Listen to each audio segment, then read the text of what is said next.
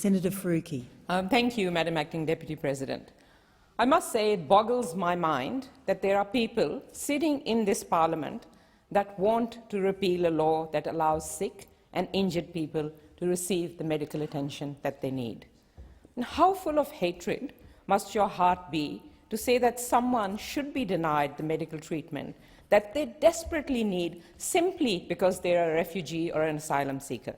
Australia has imprisoned these people. There is no other way out of this, and providing them medical care is our obligation. And I find it interesting that Pauline Hanson's One Nation party has brought this matter of public importance forward.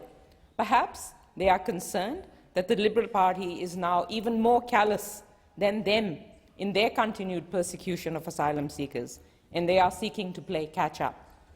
When One Nation talk about asylum seekers being a risk to border security, we know what they really mean. 20 years ago, they didn't want Asians in this country. Now their target is Muslims. We know why they don't want these asylum seekers to come to Australia. It's because they don't look like you. If the Medevac bill is repealed, you will be taking away medical treatment from people, and that is simply unconscionable. The government controls the lives of those in detention, but at the same time, you pretend that they aren't your problem. You say they aren't in a detention center, but they are locked up every night at 6 p.m. You say they are free to leave whenever they want, but you won't let them take the offer of humanitarian resettlement from the New Zealand government. And now you want to take away their access to medical care in Australia. You are playing games with their lives. Mandatory detention is killing people. That's the stark reality. The number of suicide attempts and acts of self-harm since the election has reached 100.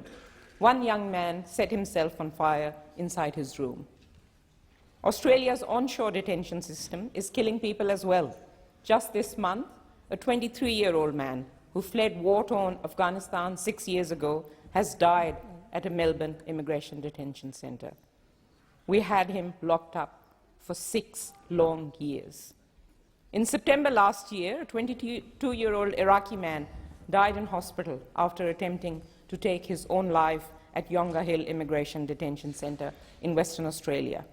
He had been transferred from the Villawood Detention Centre in Sydney to Yonga Hill a few weeks ago, away from his family, including his 2 young children.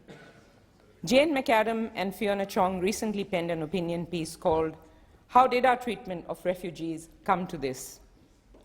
And I quote, "Imagine losing your eye in an assault and going slowly blind in the other, but having no medical treatment available, or having your kneecap torn loose, causing intense pain and swelling, but being given nothing but a paracetamol and a bandage, or having a stroke and needing to see a neurologist, psychiatrist, and a cardiologist, but being offered aspirin.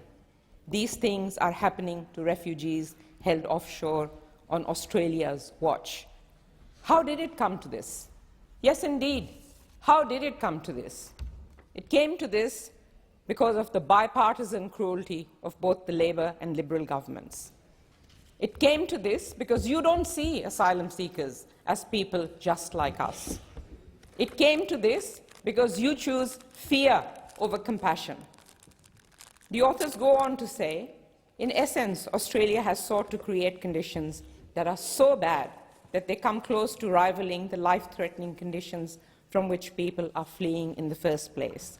Currently, more than 800 people remain on Nauru and Manus Island, living in idle despair. Many have been there for almost 6 years, with no clear end in sight. Even though most have been found to be refugees, more than 80% suffer from depression, anxiety, and post-traumatic stress disorder.